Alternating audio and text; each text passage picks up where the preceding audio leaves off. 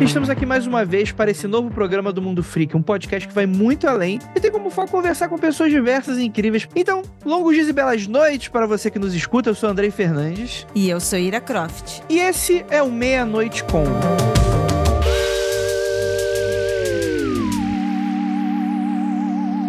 E neste episódio, Meia-Noite com Ivan Mizanzuki. Nascido em Recife e hoje morador da capital paranaense Curitiba, marido da Anne e pai do Nicolas. Professor universitário, pesquisador, investigador, escritor, jornalista independente e produtor de podcasts. Criador do Anticast, um marco na mídia e na comunidade de podcasts e nerds desse mundinho da internet brasileira. Também é idealizador e criador do Caso Evandro, marco no gênero de true crime no Brasil e, por que não, no futuro jurídico brasileiro. Grande apreciador das ciências das religiões e super curioso com os estudos das artes ocultas.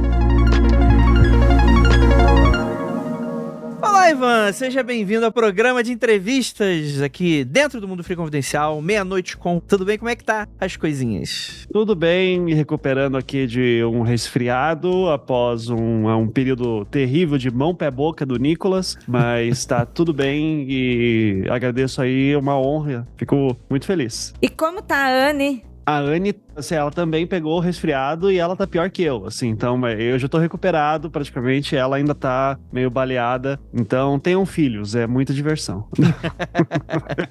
fica a dica aí pro pessoal. Cara, acho que a gente pode começar então, um pouco por aí, eu acho que é menos óbvio do que, um monte de gente te chama pra falar sobre true crime, né? É você e a Mabê.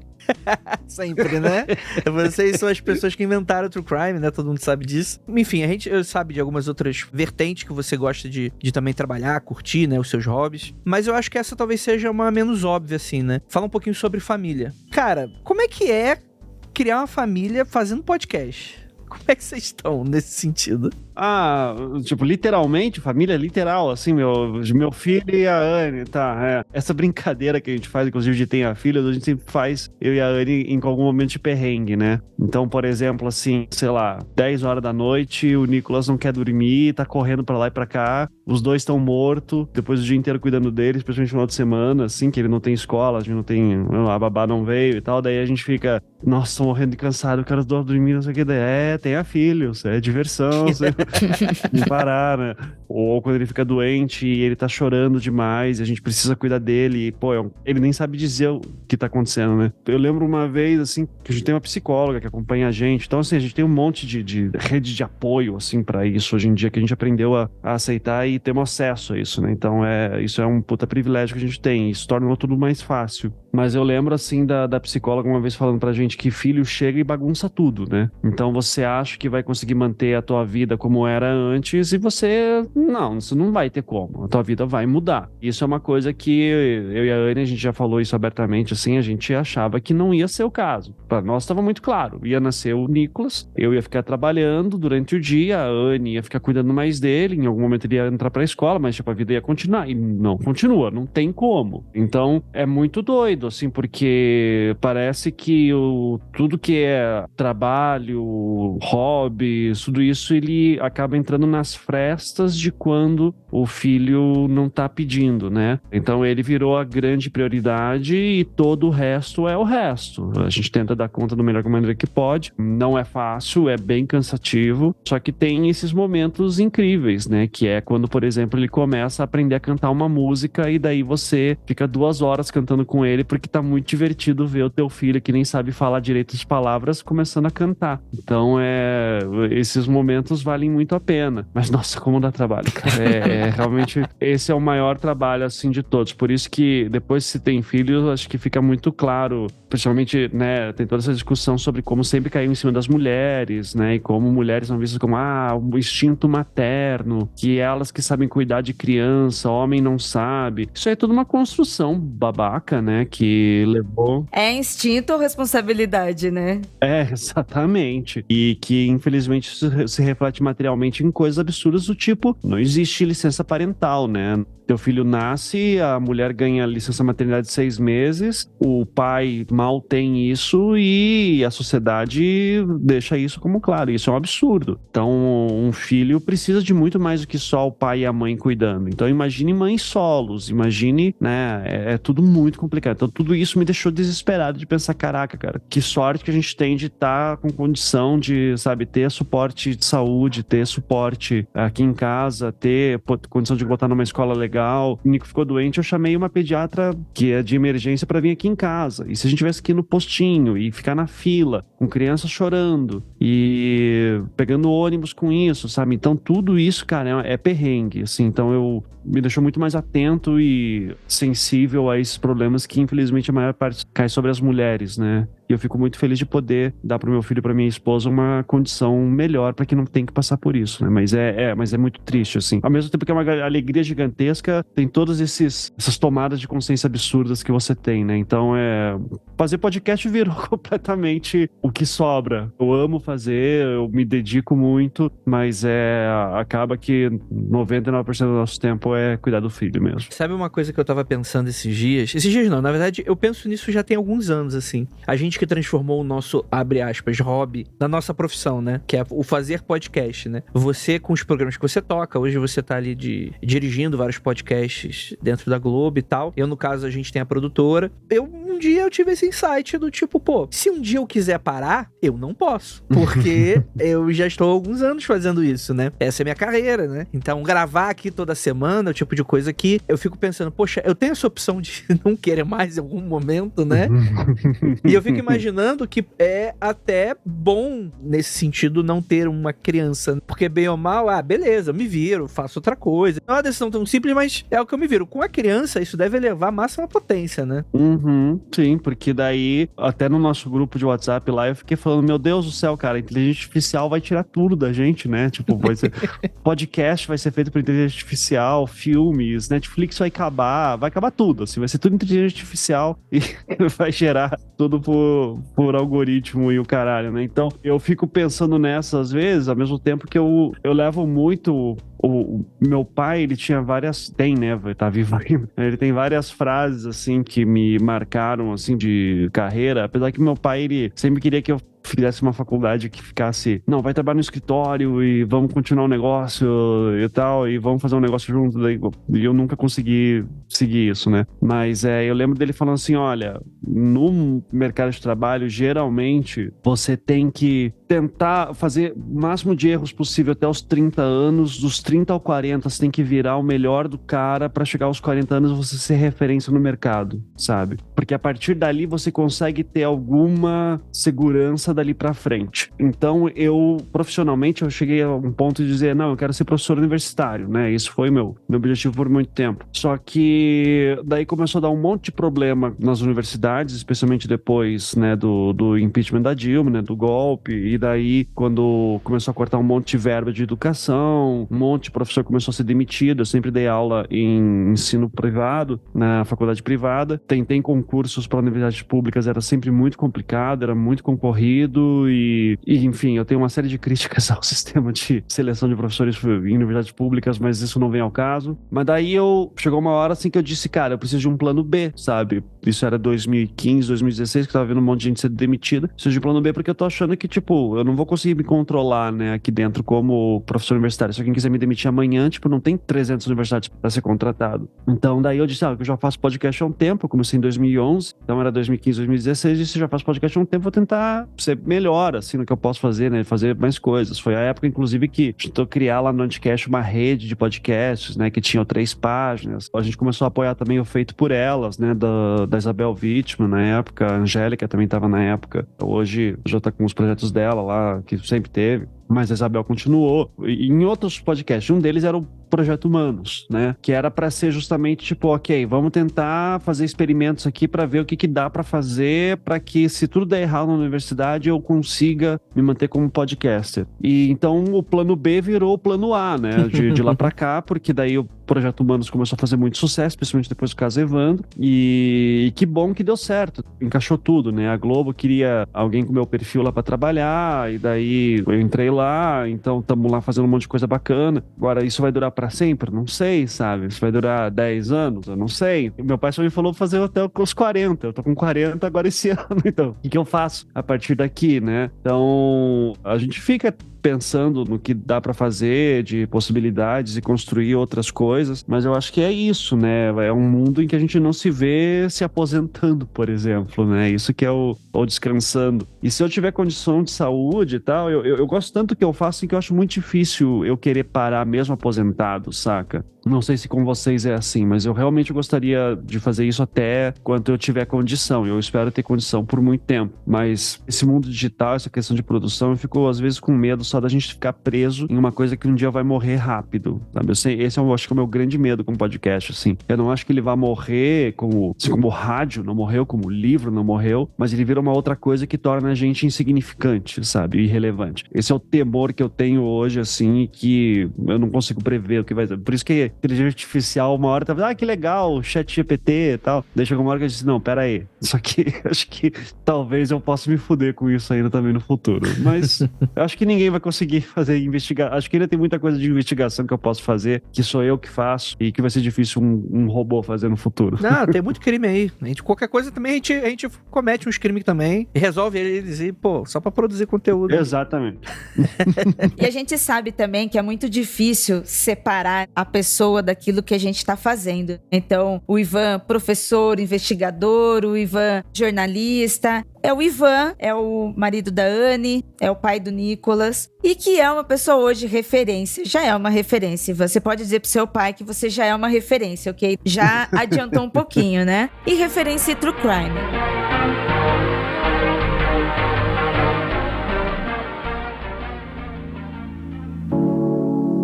O caso Evandro marcou a nossa história, não só o podcast, não só a mídia, mas assim, a nossa história como sociedade, né? Principalmente por falar sobre violência contra a criança e todo o sistema que a gente vive. Como é pra você hoje lidar com esse tema, sabendo ainda mais de tantos e tantos problemas depois que você e a Anne tiveram o Nicolas? Eu costumo dizer que eu separo bem, assim, o que é profissional da minha vida pessoal, sabe? Então, eu não chego a ficar mal, assim, num nível muito, sabe, tipo, entrar num buraco, assim, tipo, oh meu Deus. Então, é uma pergunta comum, assim, em mesa. Como é que você faz pra você não ficar maluco, né? Pra não entrar em depressão profunda? Eu até consigo separar bem, assim. As coisas que me deixam mais mal, assim, são coisas de dia a dia, de tipo, meu Deus, eu preciso dar uma assistência aqui em casa pra Anne, pro Nicolas. Essas coisas são mais, assim. Os casos que eu trabalho não me deixam tão desesperados assim. Agora, é inegável, né, que depois que eu tive filho, eu ganhei uma sensibilidade, né, de entender o lado do pai, da família, né, que a gente até pode fazer um exercício de empatia o máximo possível, mas é muito doido você ter um negocinho desse tamanho na tua mão, assim, sabe, que tipo, precisa de você pra tudo, precisa de você pra banho, pra comida, pra se ficar limpo, pra não ter frio,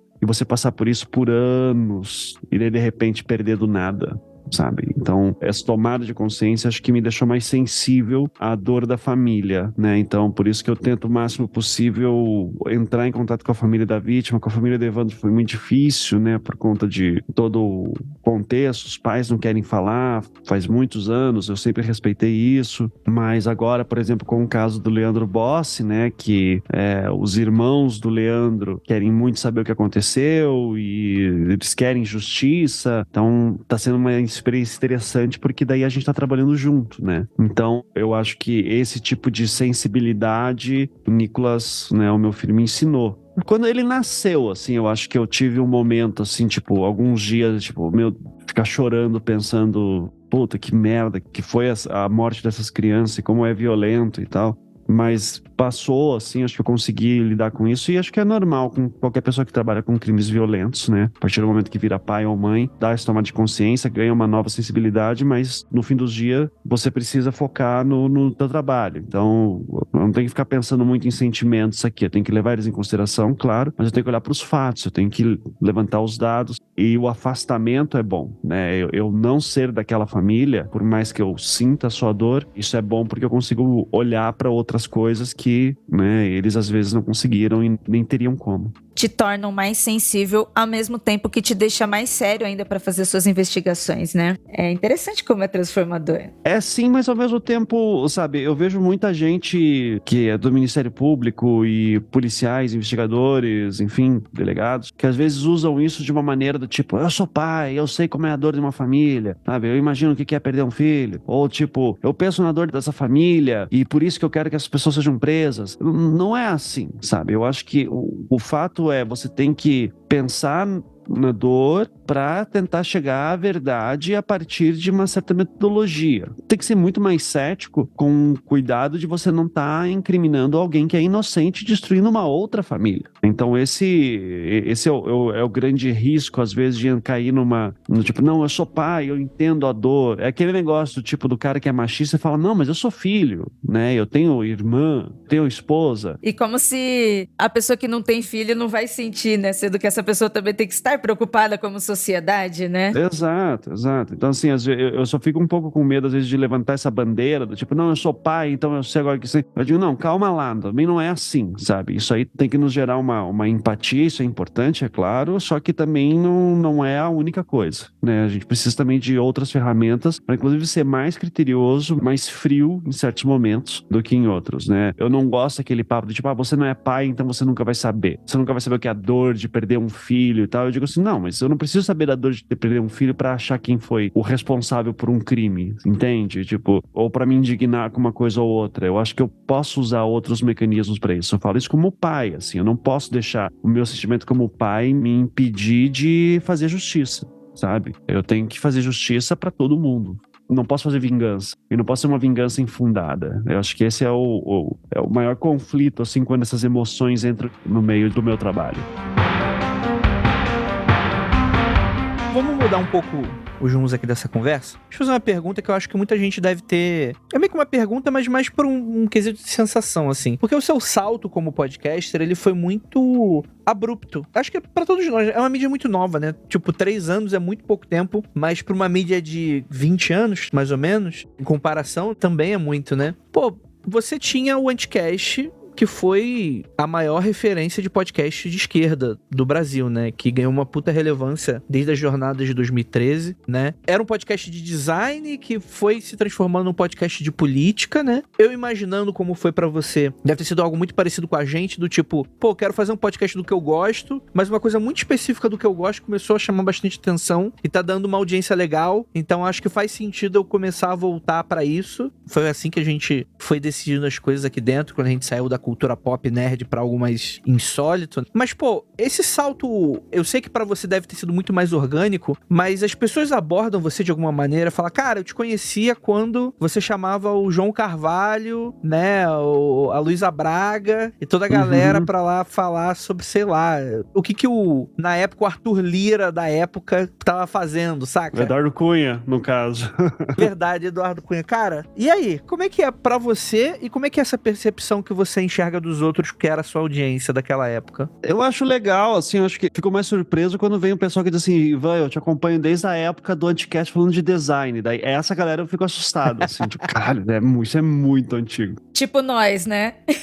É, tipo vocês, exatamente. Mas essa parte da política eu acho que foi super bacana e importante. Eu fico muito confortável quando alguém vem me abordar assim, porque eu sei que é um aliado, assim, que eu fico tipo, ok. Porque depois, o caso Evandro, né, o problema de você crescer muito, assim, é que daí veio, sei lá, assim, galera com bandeira do Brasil e de Israel no nick, às vezes te parabenizar, né? Então, eu lembro muito, assim, quando o Bolsonaro tinha acabado de ser eleito e eu tinha alguns posts, acho que no Facebook, que era meio contra o Bolsonaro, e daí o podcast, o Caso Evandro, tava começando a fazer sucesso, uns caras começaram a ouvir, e daí teve um maluco lá que veio falar, assim, pra mim que, pô, eu tava fã do teu trabalho, daí fui ver que o teu Facebook, que decepção. Daí eu falei, porra, mas eu nunca escondi de ninguém nada disso, sabe? Aqui no Projeto Humanos, tô falando do Caso Evandro, eu não vou ficar falando disso também, né? Mas não é o meu ponto. Apesar que aparece ali a crítica ao governo militar, à tortura, às práticas de tortura, inclusive ao punitivismo de esquerda também, que é uma pauta também que para mim é muito séria, né? né, de como a esquerda comete uma série de erros também. Acho que o caso de Altamira é o grande exemplo, nesse sentido que eu mostrei lá. Mas eu fico muito feliz quando esse pessoal percebe. E pra mim é engraçado esse negócio de salto, né? Porque pra mim não foi salto, pra mim foi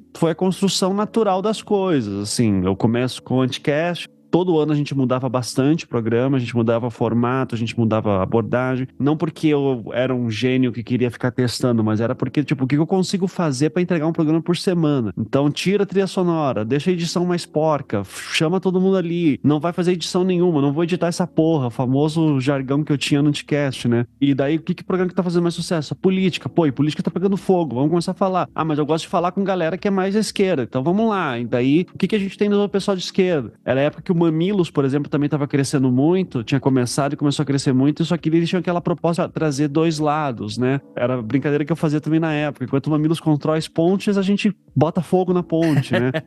E foi legal porque dali começou todo um movimento de, pô, hoje tem lá o Revolu Show, o João Carvalho fazendo as lives dele, o Luigi, imagine, né? O Luigi lá que tinha os podcasts dele também, chamando todo mundo que era de todo lado. Hoje em dia tá o maior comunistão aí também. E muita gente saiu de lá. Sabrina, a gente trouxe pro Anticast quando ela tava começando a crescer. Ela já era muito grande no YouTube, mas ela ficou gigantesca de lá pra cá. Então eu fico muito feliz que o Anticast funcionou como um tipo de um hub, assim, de galera de esquerda, que depois se espalhou e tá muito maior hoje do que tava na minha época. Então hoje eu acho que a gente desempenhou um papel importante lá e que hoje eu nem tenho mais interesse em produzir, sabe? Porque eu acho que já tem gente muito melhor do que eu fazendo isso. Esses hubs de esquerda, eles estão muito mais desenvolvidos, com produção muito melhor do que eu poderia ter entregado naquela época, com discussões muito mais aprofundadas, análises muito melhores. E hoje, eu já cheguei num ponto em que, sabe, em Altamira, por exemplo, eu queria entrevistar o Vacef, né, que era o advogado do Bolsonaro, porque ele tinha uma relação com o caso de Altamira. E é foda falar isso, sabe? Porque não é que eu deixei de lado todas as minhas pautas, todas as minhas crenças, mas eu precisava esclarecer uma história que estava muito mal contada há mais de 30 anos. E para isso, uma parte importante era conversar com o cara que era o Frederic Vassef, que não é qualquer um. Então, se eu fico levantando muita bandeira e arranjando briga e não sei o que,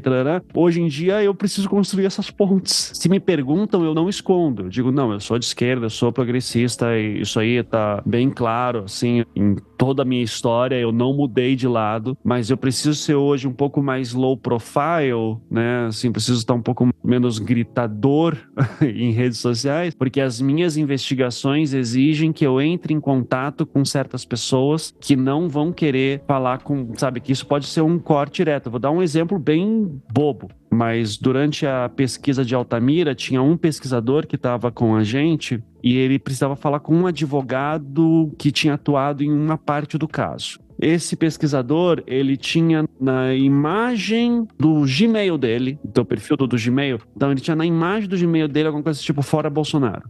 Uma coisa assim. E ele mandou e-mail pro advogado pelo e-mail pessoal desse do Gmail. O cara mandou ele tomar no cu e o cara não sei o que, e era um cara importante pra gente conversar. E foi queimada uma ponte ali que nunca mais vai ser montada porque o cara era um bolsonarista doidão. E no meio jurídico, no meio policial, tem muito dessas figuras. Então, no Ministério Público, tá? Então, a gente precisa ser um pouco mais comedido hoje em dia. Hoje a minha postura já é mais assim, cara, eu não tô muito interessado em discutir política, eu tô interessado em discutir história da polícia com qualquer pessoa que estiver disposta a falar comigo para esclarecer situações. Depois de levantar tudo isso, a gente mostra quais foram os problemas. Eu acho que é muito sintomático que tanto o caso Evandro quanto o caso de Altamira, dos meninos de Altamira, teve tanta cagada feita por gente, por governos que eram de esquerda, sabe? Isso é uma coisa que precisa ser repensada, que precisa ser discutida, que precisa ser olhada para a gente não cometer os mesmos erros, né? Significa que a direita é limpinha? De forma alguma.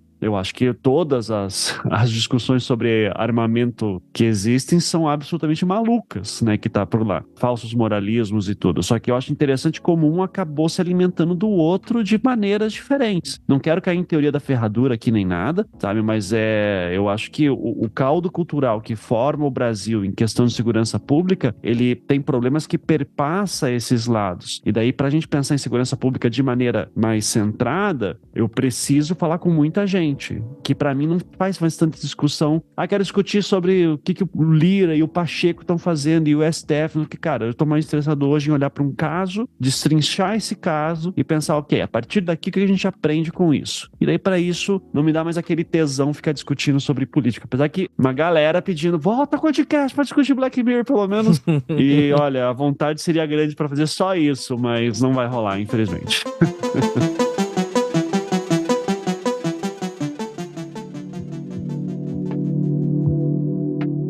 Você estava falando de uma maneira que me lembrou muito da tua resposta anterior, né? Que você falou de é preciso separar bem. Você tá tratando sobre violência contra a criança, tem filho. Você fala, não, é preciso separar bem esse lado. E pra, tecnicamente, você fazer o seu trabalho hoje, você também tem que separar alguma parte ideológica sua, porque você vai precisar conversar com todo mundo. Quer dizer, alguém que não está dependendo disso pra trabalhar. E assim, vamos ser bem honesto, vamos tirar esse discurso de Twitter. Todo mundo precisa fazer isso, em algum nível na sua vida, né? Porque a pessoa que trabalha numa empresa, provavelmente o chefe dela pode ter uma ideologia diferente dela. E ao mesmo tempo, o colega de trabalho dela pode ter uma... Isso não pode te impedir de fazer as coisas que você faz no mínimo pra sobreviver. Começa por aí. E segundo, eu particularmente acho que o teu trabalho hoje é muito mais importante do que você simplesmente sair igual doido xingando todo mundo, porque, enfim, por mais que razão que eu vá ter contigo, falar, pô, sei lá, racismo, desarmamento, que a gente pode se alinhar, mas, pô, isso não pode impedir de fazer um trabalho que vai ser benéfico pra todo mundo em algum nível, né? E que depois vai ser bebido por todo mundo.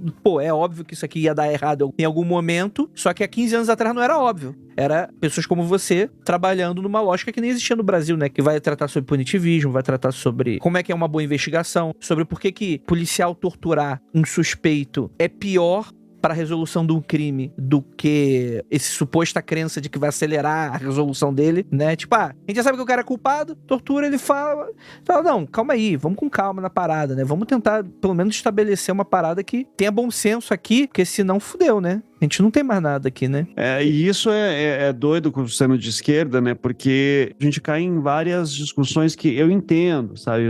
Tem que dar porrada, tem que matar. Eu ouço muito isso. Tipo, não se senta na mesa com fascista e o caralho. Tô dizendo que tem que sentar na mesa com fascista, tá? Mas assim, eu já tô pensando em muito assim de lado de... Tá, fulano cometeu um crime e o cara é um filho da puta, tá? Eu quero matar o cara, eu espero que ele apodreça na cadeia. Eu fico, tá, mas se a gente começar a fazer isso pra um figurão, pra um qualquer cara assim, se tá acontecendo lá em cima, no topo, significa que embaixo tá pior, tá? Então...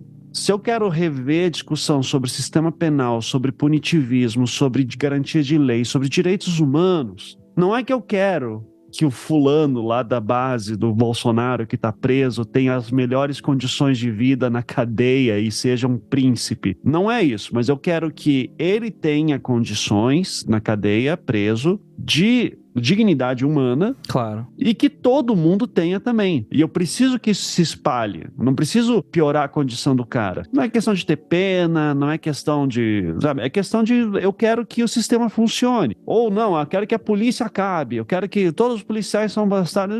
Cara, não acho assim. Eu acho muito complicado essa discussão toda que existe, às vezes, de extremismos quando começo a estudar muito segurança pública, porque tá, acaba com a polícia, acaba com as prisões, tá? Como é que a gente faz com situação de violência doméstica, por exemplo? Entende? Eu não tô falando de assaltos gerados por desigualdade social. Eu estou falando sobre mulheres que são abusadas em casa, crianças que são abusadas em casa. Quem que cuida? Vai ser o conselho tutelar que vai ficar cuidando disso? Vai denunciar como? E se o cara é violento? E se tá rolando violência física? E se precisa de ordem de restrição? E se precisa que essa pessoa fique presa, afastada, controlada? É muito complicado. Então eu não tô querendo ser leviano, eu sei que a discussão é super complexa. Eu não tô querendo abaixar aqui a questão, tá? Eu só tô dizendo assim que existem casos que, por mais que eu reconheça que aumentar o número de policiais não é solução. O número de cadeias, né? Aumentar a cadeia não é solução. Eu acho que as cadeias são superlotadas, sim, eu acho tudo isso, mas eu não acho também que é a extinção completa de todo esse sistema. Precisa de algum sistema de segurança pública que envolva alguma força parecida com a força policial, ou com investigadores, ou qualquer coisa desse tipo. É uma revisão de tudo. É uma revisão de tudo, exato, sabe? As polícias precisam ser repensadas, tem um monte morte, problema histórico, eu sei. Mas, cara, às vezes é a única coisa que sobra, né? Eu lembro esses tempos aí que eu tive que ir na delegacia pra falar com um delegado e ficar um tempo lá esperando. E, cara, a fila me bate muito, assim, porque você vê espaço kids. Porque, vamos dizer assim, situação, a mãe tá sofrendo abuso em casa, tá levando o filho pra delegacia porque não tem com quem deixar o filho e ela tá ali toda machucada e ela tá numa sala de espera de uma delegacia que é um lugar extremamente frio e inóspito e a criança precisa ter alguma coisa pra fazer. Daí é que vem a questão de, eu sou pai agora e eu entendo. Tipo, meu filho, se não tiver alguma coisa pra fazer enquanto tá numa sala de espera, ele vai enlouquecer. Só que assim, a criança com 2, 3 anos não sabe o que tá acontecendo, que a mamãe tá apanhando, que tá correndo risco de vida. Então, pra onde que vai essa mulher que tá totalmente desamparada? Eu tô dando um exemplo pequenininho, sabe? Uhum. Mas daí eu lembro de estar na sala de delegacia lá esperando e daí ver aquela mãe com um filho e daí assim o filho começando a pintar e daí tipo o pessoal da delegacia dava uns papéis assim pra criança poder pintar e era tipo, pinte o policial, pinte o cachorrinho, pinte não sei o que, sabe? Cara, as pessoas, cara, que situação merda, sabe? Que lugar horrível assim pra uma criança ter que fazer isso, mas assim não tem o que fazer. Porque essa mulher, pra estar vindo aqui, ela já, sabe, se duvidar aqui, talvez ela não vá ter a solução que ela precise também. Mas é o único recurso, né? É o único recurso, não tem uma outra rede. Porque assim, a gente não tem uma rede de apoio social. Cada um tem o seu grupinho, a sua família. Se você não tem essa pequena rede, é o que te resta. Então assim, eu entendo todos os problemas que existem na polícia, eu entendo todos os problemas que existem nesses órgãos de repressão, eu entendo, juro que eu entendo. Mas eu não acho que a solução é acabar, por exemplo. E às vezes eu vejo discussões assim na esquerda, principalmente dentro disso, eu digo, cara, o caminho não é esse. A pessoa pensa muito em segurança pública no sentido mais amplo, tipo, não, porque, pô, dividindo, acabando com a desigualdade, dando emprego pra todo mundo, a gente consegue diminuir os índices de violência. Mas, velho, tem violência que, sabe, não é só assalto e assassinato e latrocínio que a gente tá falando. A gente tá falando, às vezes, de crimes violentíssimos que são feitos no ambiente de lar com pessoas que têm emprego, né, com estrutura, então não é tão simples assim. A questão de segurança pública eu acho que é uma coisa que nunca vai mudar, assim, tipo, vai sempre precisar de alguma força que vai isso, né, agora como que ela vai ser, qual que é o ideal, eu não sei, sabe, mas olhando para esses casos e para esses ambientes, assim, a gente percebe que a realidade ela é muito mais doída do que a gente gostaria, assim. Eu lembro na Bienal ano passado, a Dudes, né, tava lá com eu e as minhas modos operantes, daí a Dudes perguntou assim, o que vocês aprenderam com True Crime, e eu sempre falo essa frase, tudo que eu aprendi com True Crime eu preferia não ter aprendido, sabe? Eu não queria ter ganhado essa consciência de, tipo, cara, começar a levar pra violência é doloroso, assim, é foda, porque é legal a parte da investigação e tal, mas, velho, tipo, tudo que tá por trás é muito difícil. Você está ouvindo Meia-Noite com...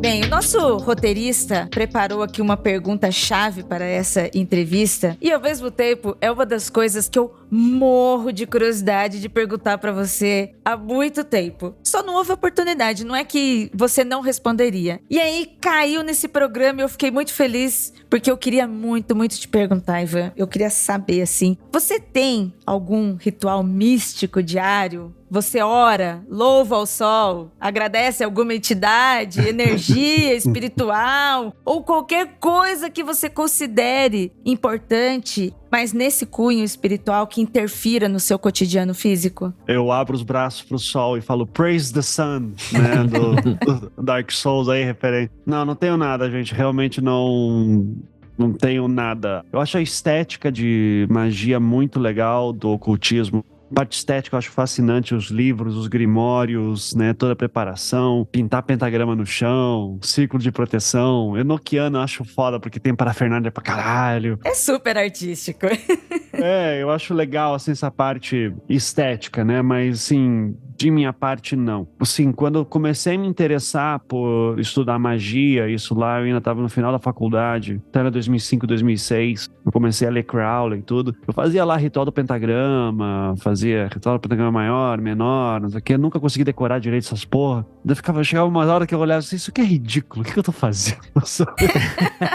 Pra que serve isso? Mas assim, eu entendo também que chega uma hora, sabe, você vai fazendo aquilo tanto que isso aí vira automático, você vai entrando num estado mental mental, então tanto faz se tá fazendo um pentagrama, se tá fazendo a Hello Kitty, né? Eu acho que o lance é você tá fazendo alguma coisa que você vai sintonizando para um ambiente, tá? Mas chega um ponto de dizer assim, tá, mas pra que eu tô fazendo isso? Tá, eu quero crescer espiritualmente? Eu, sendo bem sincero, não tenho muito interesse, sabe? Eu acho que é muito mais importante eu me desenvolver como pessoa, do tipo, tentando fazer o bem pros outros do que fazer alguma coisa de evolução espiritual, de ascender planos astrais e tal. Eu não tenho interesse nisso. Eu acho que esse é o ponto. Não me vejo brigado com Deus para fazer pazes com ele, ou com deuses, com entidades. Tudo que eu já fiz na minha vida em relação a místico ou religioso sempre foi muito mais por fascínio ou curiosidade do que necessariamente por achar que era necessário, sabe? Então, hoje em dia, como eu tô muito mais ligado com as minhas funções de trabalho e eu tenho milhões de mistérios para resolver nos casos que eu pego, e mais cuidar de uma criança e da minha esposa e tal, acho que isso já me toma bastante tempo. Então eu digo assim, meu ritual diário é ver se o meu filho tá com fome, é basicamente isso, né? Não tenho nada assim místico realmente hoje em dia. Cara, é interessante você estar falando isso, porque muita gente acusa, no caso Evandro, de fazer parte da seita, né? E aí você solta do nada. Não, porque eu fazia o ritual do pentagrama. Que o pentagrama, ele tem essa simbologia, né? Que pro profano, né? Que aquele que não é o iniciado, né? Ele tem essa conotação meio...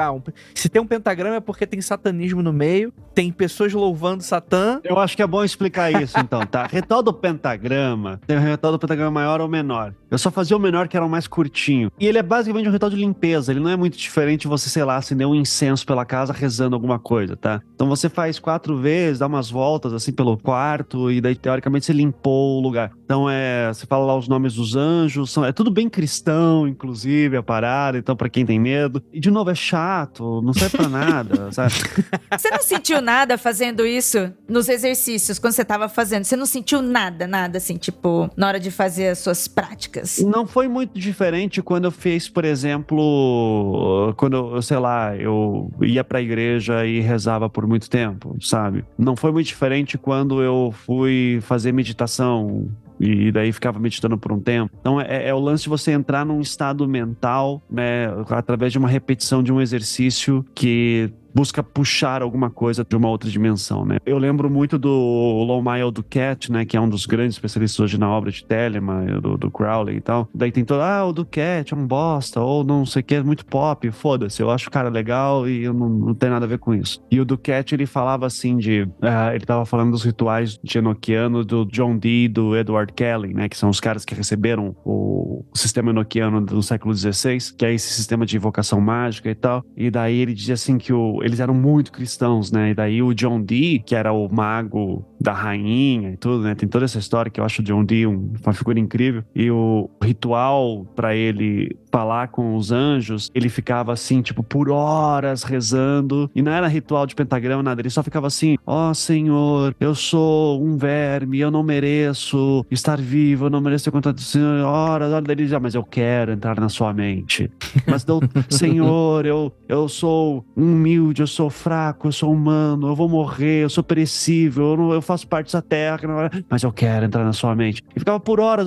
Então chega uma hora que você entra num frenesi, assim, né, de que você tá naquele tanto tempo. Então, quando você entra, o ritual pentagrama, que de novo, é um ritual dos mais idiotas, assim, possível, tipo o Pai Nosso da magia, vai. Você começa a falar os nomes dos anjos em hebraico, assim, né? E daí você faz aquela entonação toda. Porra, daí, ao meu lado direito, Rafael, à minha frente, e eu não me lembro. Daí você começa, tipo, a imaginar os anjos do seu lado, tipo, isso é forte, mas assim, não vejo muito diferente de uma partida de RPG, saca? Que tá todo mundo curtindo muito. Então, eu acho que você sente, você se emociona. Eu tive emoções mais fortes assistindo um bom filme, assim, sabe? Que você tá muito dentro e você tá ficando maluco com aquilo que tá acontecendo. Então, eu acho que é mais um exercício mental. Agora, isso tirando experiências que eu já devo ter falado no Mundo Freak, quando eu fui lá na União do Vegetal, por exemplo, tomar ayahuasca, né? Que eu fiz isso umas 2, 3 vezes, assim. E acho que a primeira vez que eu fiz aquilo ali foi muito forte, assim, tipo, porque daí, cara, é uma parada química no teu cérebro, né? Daí você tá vendo golfinho saindo do cano do Super Mario e te dando oi, assim, sabe? Então a parada é muito mágica. Vamos expandir isso aqui um pouquinho, porque eu acho que, pra quem não sabe, né, o símbolo do pentagrama, ele é um símbolo de proteção associado esotericamente. As 5 pontas, né, são os 4 elementos, né, mais o espírito. Nada mais é do que um símbolo de controle do mago, que o mago dominou os 4 elementos, inclusive talvez a si próprio, né, talvez por isso que o espírito esteja ali, e é absolutamente isso. E eu acho isso muito interessante porque você parou num ponto onde eu conheço que muita gente para, que é a estética do negócio, ela é muito maneira, ela atrai muita gente, principalmente essa galera que, ou curte metal, ou curte essas paradas tipo Viking, que também é muito associada a metal, ou curte muito RPG, e aí vai lembrar daqueles livros de RPG super, né, trevosos da década de 90, né, por exemplo, né? Isso é muito, às vezes, um terreno muito masculino, às vezes, né? Porque uma boa parte das meninas vai mais pra aquele negócio da Wicca, né? Do tipo, encontra na banca de jornal, né? Aquela coisa, ou dos signos, né? E cada um vai expandir de uma maneira diferente. É claro que tem esses cruzamentos assim, né? Tem meninos que vão pra Wicca, né? Tem meninas que gostam de RPG e vão pra essa parte do ocultismo. E você para justamente naquele momento, que é aquele momento que é o salto de eu realmente vou levar essa parada a sério, ou essa parada é muito ridícula. Que é o que o pessoal, a gente no Magicando, né? Pra quem não sabe, Magicando é um podcast que a gente toca de esoterismo, né? A gente apelidou de Galvão Bueno, interno. Que é o quê? É aquele teu momento em que você tá ali com a vestimenta, entoando os anjos e as colunas de fogo, e a cruz na frente, fazendo um círculo mágico para te proteger. E aí tem aquela voz interior, que é o Galvão Bueno, que fala, né? Tafarel! Tipo, ela vai ali meio que narrando e, tipo, falando, nossa, olha só que coisa ridícula, né? Eu gosto de associar também ao Faustão, né? Uma coisa, ô, bicho, como é que ele tá fazendo aí, ó? Quem sabe, faz ao vivo, né? E se você não passa desse momento, você fica pra trás. Você fala, pô, teve uma época que eu curti essas paradas, mas hoje não faço mais, porque, pô, como diz o Vinícius, né? É o teatro de mau gosto. Fica um teatro de mau gosto, né? Que é atuações péssimas, com roupas esquisitas, uma cenografia horrorosa, mas de alguma maneira isso tem as pessoas que conseguem passar por esse momento, de certa maneira, conseguem encarar, dizem que funciona pra caralho, né? E aí fica aquela grande dúvida. Funciona pra caralho porque a galera passou desse momento e logo tudo que vai acontecer na vida dela, ela vai se convencer que aquilo é real, ou se de fato a parada acontece de verdade, né? E eu não tô aqui pra responder isso pro ouvinte que tá escutando aqui agora, mas eu queria entender você, Ivan, como é que você entra nesse mundo exatamente? O que te chama tanta atenção no Crowley para depois você fez uma faculdade? Mestrado em Ciência da Religião. Então, mas antes você tinha uma faculdade que era outra coisa nada a ver, né? Que era realmente ligado pro design mesmo, né? É, sim. De onde vem esse interesse e por que você faz essa curva? Tá, vamos lá. A história é mais ou menos assim.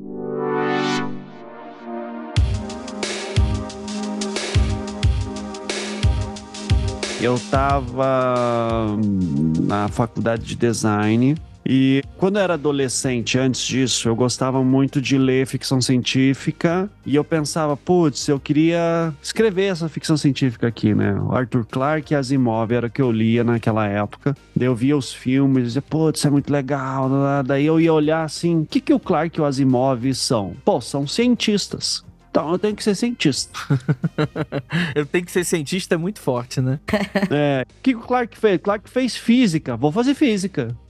Então eu vou fazer física. A minha primeira faculdade que eu tentei foi física. Veja, porque eu lia ficção científica. Entende? Eu sou meio idiota, assim, nessas horas, tá? Você, Maria, vai com as outras mesmo, né? Nossa, demais, assim, tá? Então, mas de alguma forma eu cheguei aqui. Então, daí, obviamente, não rolou a física, né? Eu disse assim, não quero isso. Acho que durei um semestre lá dentro e eu sempre gostei de desenhar também.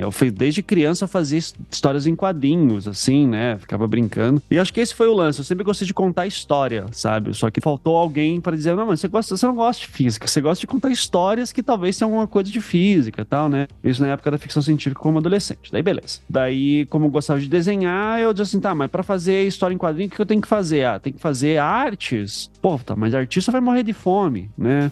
Tadinho.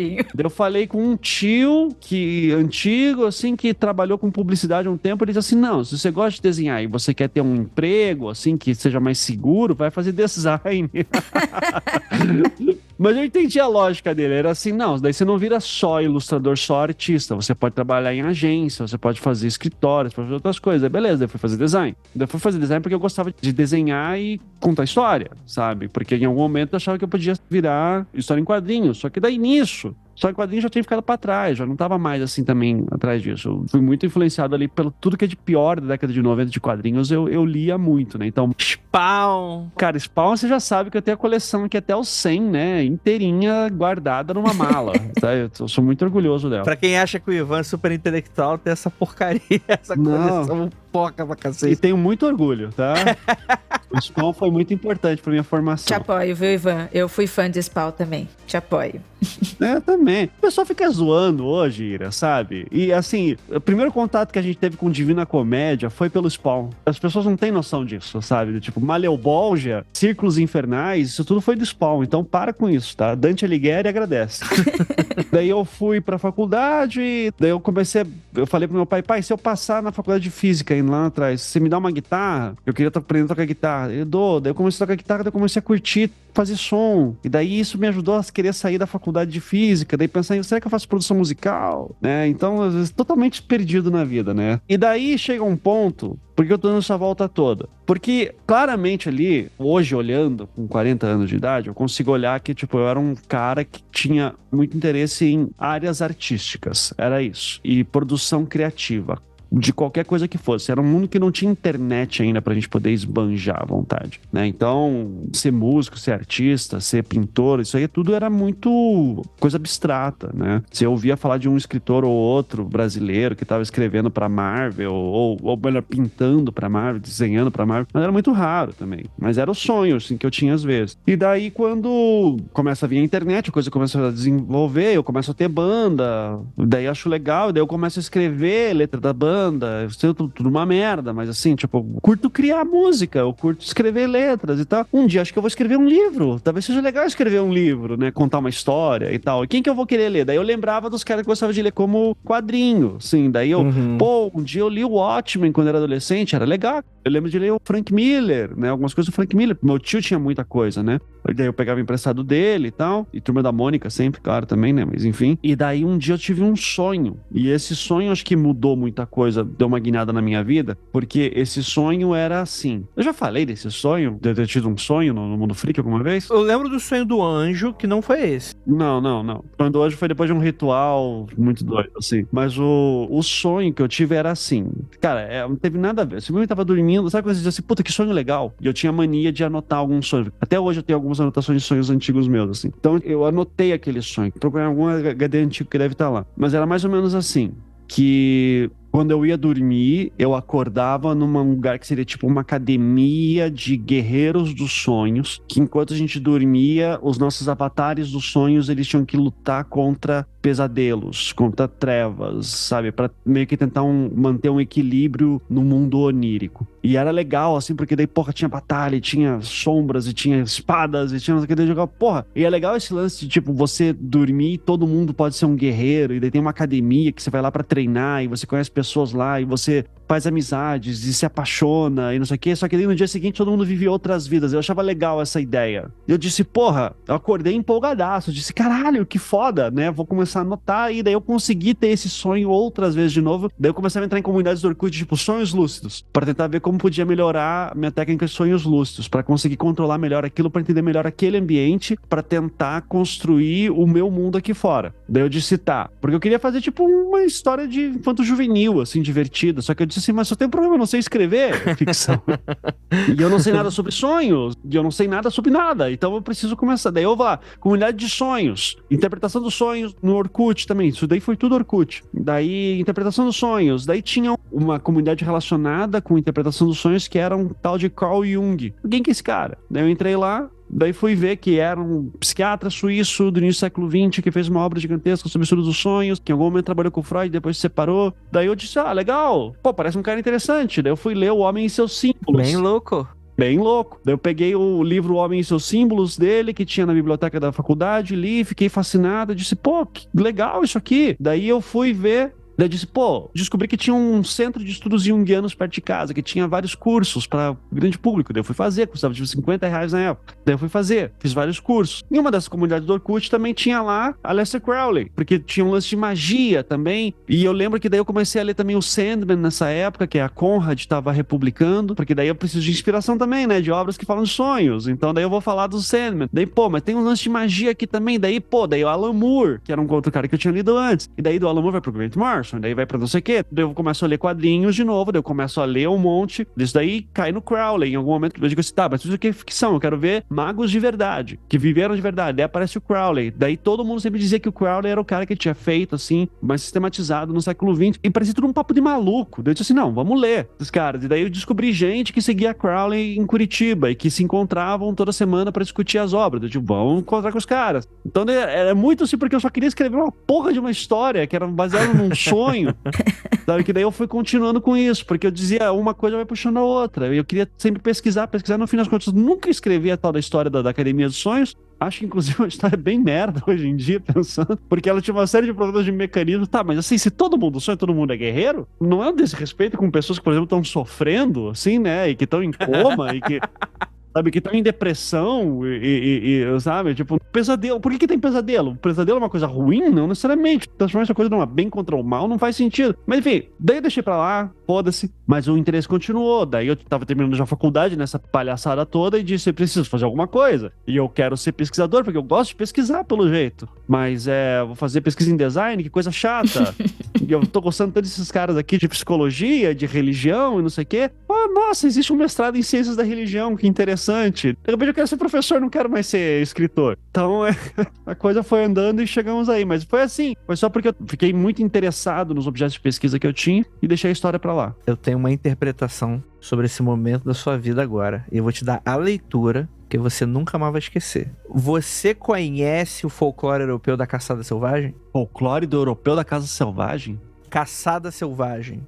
Não. Quem fala muito sobre isso é o Carlos Ginzburg. Ele fala bastante sobre bruxaria medieval, essas paradas assim e tal. Tem esse conceito de que na Idade Média, as pessoas acreditavam que durante a noite, durante os sonhos, elas iam para batalhas espirituais que elas tinham que vencer, porque tinham tudo a ver com todo o sistema que eles estavam inseridos, que vão defender a colheita, vão defender a contra a seca. E eles acreditavam que as pessoas iam dormir e durante a noite iam para a caçada selvagem. Esse folclore é muito comum, é muito bem adaptado, assim. Se você for ver, por exemplo, o The Witcher, você tem a caçada selvagem. Mas ali é meio diferente, assim, mais ou menos o conceito, né? Mas a ideia particular é que, Ivan, você é um oneironauta, guerreiro dos sonhos, e isso te guia até hoje, e você não sabe disso. Viu só? Então aí, ó. Esse arquétipo foi ativado ali naquele momento. Exatamente. E mudou minha vida toda. Tá aí vivendo entre mundos agora, hein? Exatamente.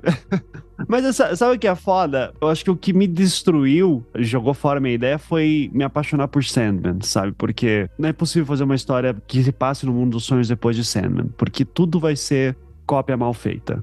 Porque é tão bem feito, tão bem desenvolvido, sabe? Que tudo vai sempre ser uma referência e todo mundo vai comparar e nunca vai ser tão bom quanto e nunca vai conseguir se desvencilhar. Porque eu, pelo menos, não me vejo. Eu acho que eu não sou uma pessoa muito criativa, por incrível que pareça. Eu acho que eu consigo distorcer referências bem a ponto de, às vezes, elas passarem despercebidas. Mas se eu fosse fazer uma ficção desse tipo, eu não ia conseguir ser tão criador. Por isso que eu admiro tanto pessoas como o Jordan Peele mesmo, né? Que consegue fazer umas histórias de terror com os conceitos de assim, cara, como? Né?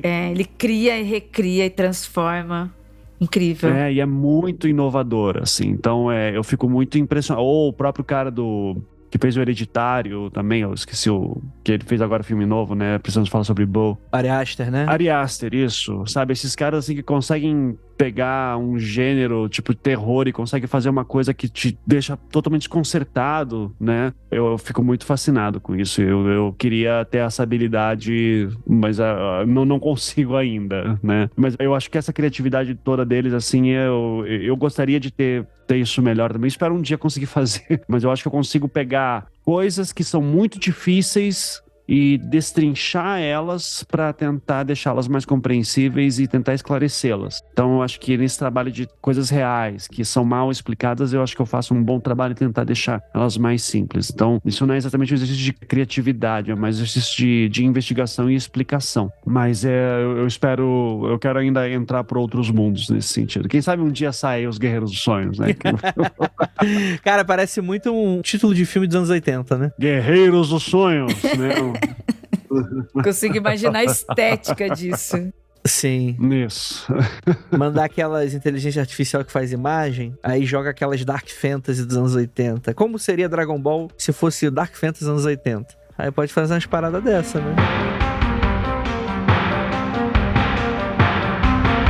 Mas quando a gente para pra analisar, eu tô brincando, mas eu sou o cara que faz exatamente isso, né? Eu estou trabalhando pra ser, na verdade, né? Não sei se eu faço isso bem, mas eu faço. Crio histórias, etc e tal. E eu acho que uma intersecção bacana entre magia e a criação de histórias, que é algo que tanto Neil Gaiman, quanto Alan Moore, quanto Grant Morrison batem pra caramba nessa tecla, né? Que às vezes chega até a ser difícil desassociar, né? Acho que o Neil Gaiman é um pouco mais fácil porque ele nunca se assumiu como mago, né? Apesar de todo inglês ter um ponto de magia na ficha de classe, né? Mas o Alan Moore e o Grant Morrison, eles fazem questão de deixar essa intersecção mais cinzenta e nublada, né? E, cara, eu acho que é válido essa interpretação. Então, você misturar símbolos do real com símbolos do imaginário. Então, eu acho que eu consigo te colocar como, de fato, um onironauta e que, de alguma maneira, você se torna... Acho que o livro que o Ginsburg fala sobre isso, acho que é o Caminhantes do Bem, Caminhantes do Céu. Não sei. Eu tenho que ler mais Ginsburg, porque ele é um cara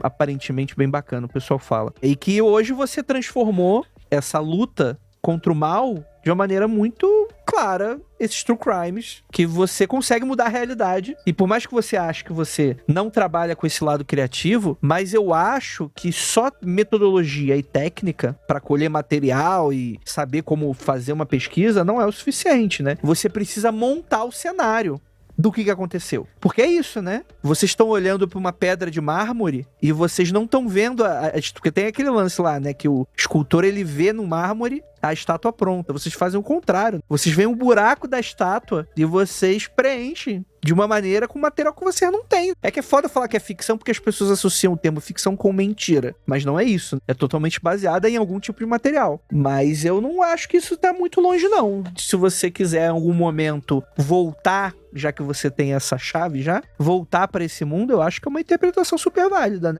Não, mas eu digo que eu costumo brincar que eu sou preguiçoso pra inventar, por exemplo, motivação de personagem. Sabe? Eu acho muito mais interessante conversar com alguém que viveu numa situação, fazer perguntas pra ela que talvez ela nunca tenha se feito sobre aquela situação que ela viveu, e daí a partir disso montar a história dela com uma profundidade significativa, sabe? Você constrói o significado que talvez nem a própria pessoa que viveu consiga ter aquela percepção. Então, pra mim é mais fácil chegar, tá, mas qual que eram os teus sonhos naquela época? O que você queria? Como é que você era? O que você fazia? Tararara. E a pessoa do teu lado, o que você acha que passava na cabeça dela? E como é que me fala aquela cena que você viveu? Daí eu vou pegando todos esses dados e daí eu vou construindo a pessoa. Eu acho mais legal fazer isso, eu gosto de fazer mais isso do que sentar e tipo, ok, cena 1 desse personagem que eu estou inventando na minha cabeça, sabe? Como é que a pessoa é, como é que ela cheira. Por mais que nada disso eu vou colocar no papel, mas eu quero sentir. Então eu quero sentir o mínimo, dos mínimos detalhes, mesmo sabendo que o meu leitor, meu ouvinte, não precisa saber de tudo isso. Mas eu preciso ter uma pessoa tridimensional ali dentro. E eu acho que na ficção, para fazer isso, eu tenho que criar muito mais quando na vida real já tá pronto. Tá pronto. Sabe? Eu só chego lá e daí eu vou nos buracos. É isso que você falou, né? Eu tenho essa vida, essa pessoa aqui que me conta a vida dela inteira, só que ela tem essas dúvidas. Então essas dúvidas a gente corre atrás. Então eu já tenho, o material tá ali. Eu só preciso agora organizar ele. Então eu brinco que eu sou preguiçoso, por isso que eu faço histórias reais.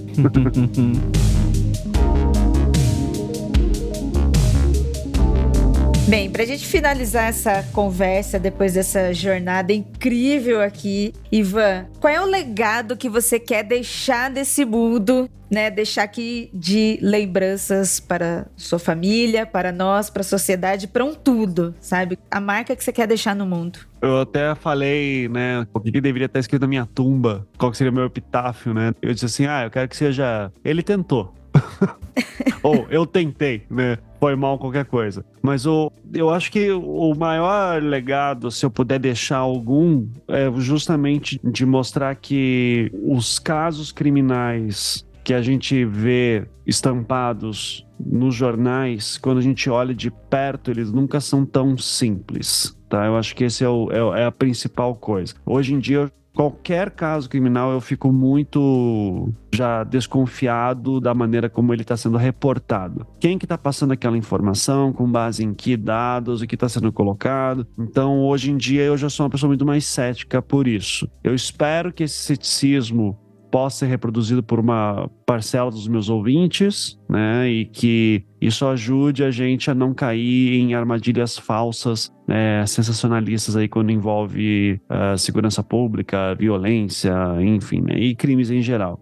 Pelo menos nessa fase da minha vida que eu estou produzindo mais true crime, eu acho que o maior legado que eu posso dar é de trazer esse maior ceticismo para as pessoas, de não acreditar de primeira em tudo que está aparecendo ali, que a gente possa olhar isso mais a fundo. Ao mesmo tempo também que não cai em teoria da conspiração, né? Eu acho que teoria da conspiração são péssimas nessas horas. E é impressionante como os casos eles são recheados de teoria da conspiração pelos motivos mais doidos. Eu acho que assim, eu torço para que a gente possa chegar num ponto em que a polícia e serviços de investigação tenham melhores recursos, sejam mais respeitosos dos direitos humanos, que as pessoas tenham mais acesso a isso, que a violência caia drasticamente e que esses casos virem apenas anedotas, sabe? Então eu espero muito que um dia meus trabalhos sejam obras de museu, assim, tipo, nossa, olha só que doideira isso que aconteceu lá nos anos 90 e anos 2000, no século 20 e 21, sabe? Eu vou achar ótimo. Ou, melhor ainda, que o mundo fique tão bom que meu trabalho seja completamente esquecido. Eu vou adorar que esse seja o meu legado. E aí, o autor passando fome por causa do machine learning, das máquinas, te dá a volta e volta pro início da conversa, né? Exatamente, isso. Muito obrigado por você estar aqui com a gente hoje, por ter aceitado esse convite, é muito importante e, poxa, é muito representativo. Espero que você tenha gostado do papo. Então foi ótimo, gente. Prazer falar com vocês. Pra gente gravar com a Ira de novo, que é tanto tempo, né? Faz tempo mesmo. Quando foi a última vez que a gente gravou alguma coisa, Ira? Nem me lembro, viu? Acho que foi antes de eu ficar doente. 3 anos sem fazer nada. Nossa, foi muito tempo. Pois é. Muito bom gravar com você, saber de você. Eu acompanho a sua vida pela Anne, né? A vida de vocês, né? Além dela postar, ela também conversar, né? Me manter atualizada. Bom saber que vocês estão bem também. Obrigada, viu? E fico feliz que você tá bem. Nossa, você tá vendo no vídeo que minha cara tá com saúde. Nossa, voltei. Sim, você tá com cor, tá alegre, tá animada. Fico feliz aí. Ai, obrigada demais, viu? Obrigada também, ouvinte. Esse foi o Meia-Noite com Ivan Mizanzuki.